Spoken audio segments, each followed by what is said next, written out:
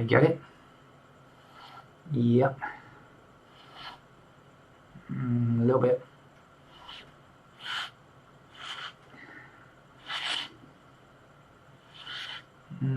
Just a touch. Okay, just a little bit. When you eat an orange, you don't need to do that. But every time I have an orange, that's exactly what I do. Because I have anosmia. And if you'd asked me 6 or 7 years ago what anosmia was, I'd not have been able to tell you. Until I got it myself, I had no idea that it was possible to lose your sense of smell. And that's what happened to me. And it hasn't come back in this period of time. It's probably never going to come back, and so something to just learn to live with, I think. Today is February the 27th, which is Anosmia Awareness Day, and I'm making this video just to help publicize this disorder that people don't really know much about, and just get them to understand it a little bit better, I think. You can imagine probably what it's like to lose your sense of smell, but of course it's difficult to imagine what it's like to lose your sense of smell all the time. Things like coffee and great food, smell of nothing, and even things like human being smell, which you might imagine you'd like to do away with. Not really. People with anosmia miss the smell of other human beings, I think, a lot.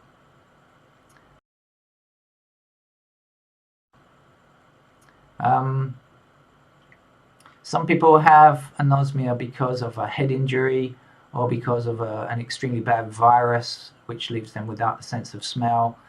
For me, it just came on gradually, with no apparent reason, and I hadn't even really understood it. It took a long time for me to really believe it myself that I'd lost my sense of smell. And when I did, I went to see the specialist, of course, and they checked out my nose and basically said that they can't really do very much.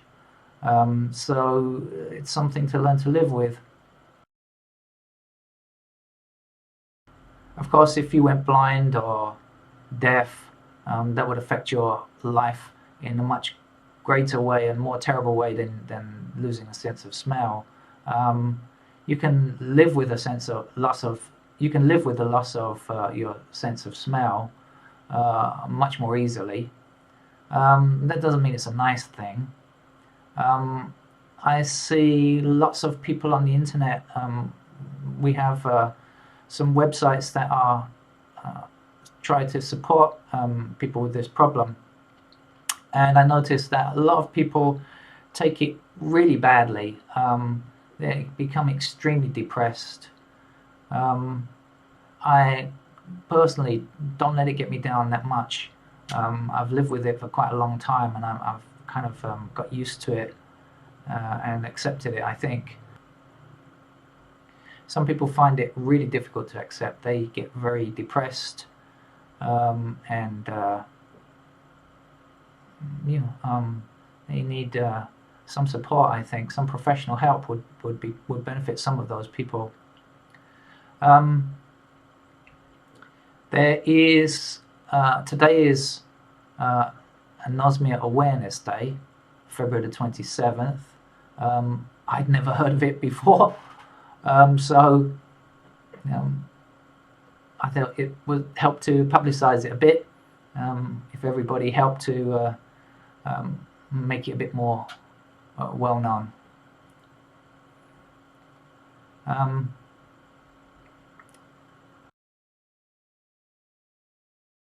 Is there any cure for it? There are some things that can help some people, but the causes are, since there are a lot of causes, there are also a lot of different kinds of treatments. Some work for some people, some don't work. The same treatments don't work for other people necessarily. It's it's tough, but to be honest with you, there isn't really a single cure. I'm not sure that the researchers really understand it well enough yet, or if they do understand it, just if it's just too complex an issue to be solved very simply. There is a website called Absent, which is now a registered charity in the UK, which is helping to support people with this problem,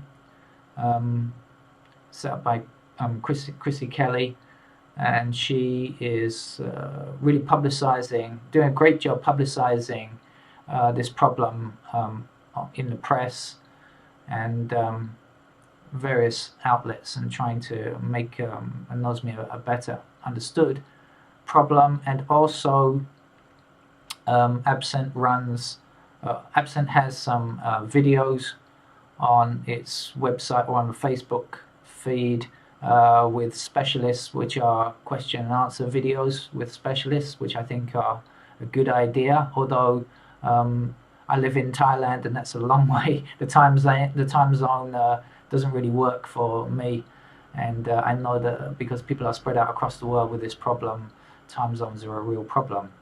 But Absent also has smell training, what it calls smell training, so I thought I'd give you an idea what that is. Here are some of my smell training jars. I have no idea if this is going to work or not, but in this jar I have an essential oil. This one is cantaloupe, and I open it up and I can actually smell it, and okay, that's about it. So normally do that for around 15-20 seconds and then take another one.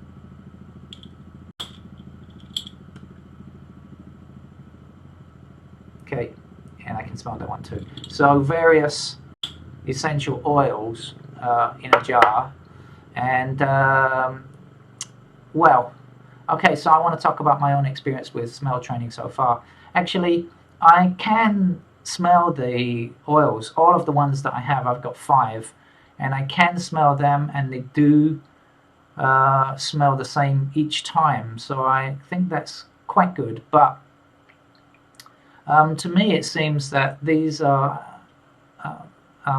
rather,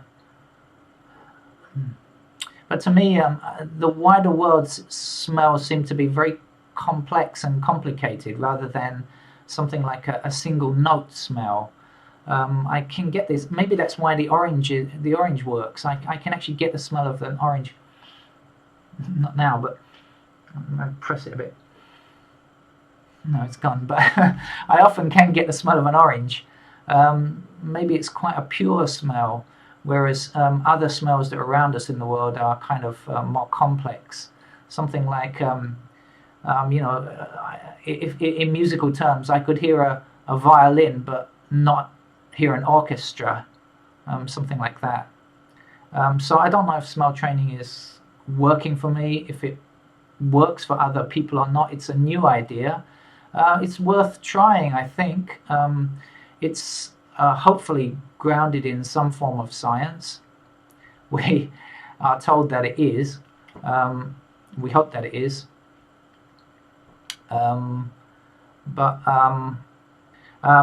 The test is, the smell training technique is quite new. I'm not sure if enough research has been done on it to show whether or not it has a good long-term effect or not, or if the effect is just psychological or not. Let's hope it works. And let's hope other things work, such as future research on stem cells, etc., etc. I do appreciate the work of the Absent Facebook page and website, because I think that they are helping people who have this problem try to understand more about what they've got. Some people complain that even the specialists don't seem to offer much information or much, you know, much understanding about the problem. A lot of people complain that only those people who have this problem can really understand it. I don't think that's true, because I think, we have imagination. We should be able to understand other people's problems if we have some empathy. We think hard enough about it. I think you can understand anyone's problems, but of course, if you have the problem yourself, it's easier to understand it. The lack of smell itself is not necessarily the worst problem, surprisingly. Some of the things that come along with this can be even worse than lack of smell. One thing is fake smells. You can smell something and you know how it should smell, and it smells nothing like that. It usually smells terrible. Usually beyond description. I find it really difficult to describe in words a lot of the fake smells that I get. It's just, I can say it's a combination of this and that, but it's not how it really is. I guess it's maybe like trying to describe a dream. It's very, to put a dream into words is quite difficult often. And then there's this kind of phantom smell or luck smell that you get sometimes, where you can have a smell and it's permanent for a long period of time, several days. It's just constantly with you the whole time, wherever you go, whatever you do, whatever food you're eating, when you're sleeping, it's just there the whole time. A few months ago I had a phantom smell, a kind of luck smell that was with me constantly the whole time for about a week. Just all the time, when I was eating, working, relaxing, constantly there. And it was a kind of combination of smoky plastic, a horrible smell, really horrible. And for a week it was really driving me crazy, because I just couldn't get rid of it no matter what I did, and I tried smelling different things, putting eucalyptus up my nose or anything to try and just get it out of my head, and it wouldn't go. But I was confident that it would, because I'd had some before that had lasted 3 or 4 days, and so I knew that it would eventually go, and it was a matter of just kind of grinning and bearing it until you got to the end of it. So anyway, I got through that week, but when that smell left me, that was heaven. Going back to not being able to smell anything at all again, that was wonderful, after that awful fake smell. So, as I said, some of the things that come along with this are not very well known, and probably not heard of by people who don't suffer from anosmia. Some people on the website complain that other people are quite insensitive. They ask them, how does this food taste, and how does this smell, even though they know that that person doesn't have the sense of smell. For me, I'm a very polite guy, and I'll just say something like, the food's really nice, even though I have no idea, to be honest with you. And the stuff about smelling, yeah, I'm sure you smell very nice. I have no idea, to be honest with you, but I'm sure it's very nice. And it will be great to have my sense of smell back, but realistically, I don't think it's coming back. I did once. Oh, I just remembered. I once had, a few years back, I had an afternoon, a whole afternoon, where my smell came back, and I'd been celebrating a local festival here, and I was drunk, and I'd had certain spicy food, and my sense of smell came back, and I opened the fridge, and I just spent the whole afternoon smelling every single thing that I could in the fridge, and that was wonderful. I thought I might be able to repeat it, so a few days later I ate the same food and drank the same drink, but it didn't work. It was just a fluke or a one-off or something like that.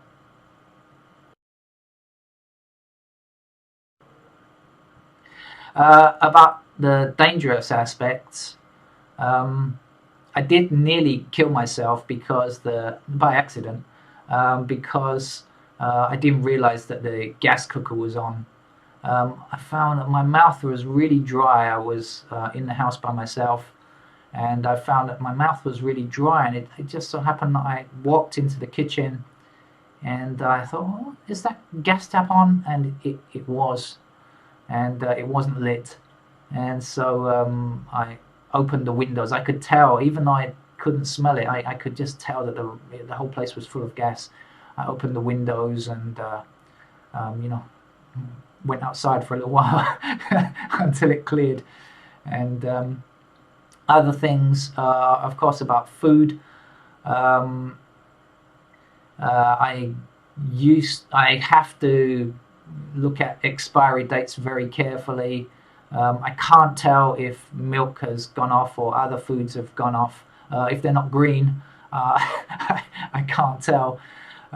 If they're green, definitely I know it's time to throw them away.